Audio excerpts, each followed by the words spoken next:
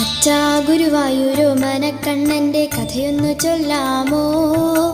അക്കഥയൊക്കെ കേട്ടിരിക്കാൻ എനിക്കെന്തിഷ്ടമാണിന്നു. ഒക്കെ പറയാൻ എളുതല്ലതാർക്കും കണ്ണന്റെ മാഹാത്മ്യം. 1000 നാവുള്ള നന്ദനു പോലും ആവുന്നതല്ലല്ലോ.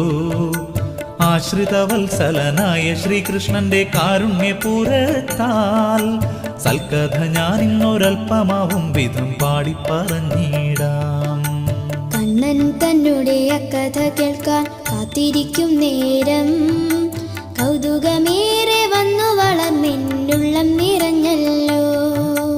ആലില കണ്ണന്റെ പൂജകനായി പണ്ടൊരു കാലത്ത് ഉണ്ടായിരുന്നു പോൽ നെന്മിനിയിലത്തൊരച്ഛൻ നമ്പൂരി. അച്ഛനു പുത്രനായുത്തമനായൊരു ഉണ്ണിയുമുണ്ടായി.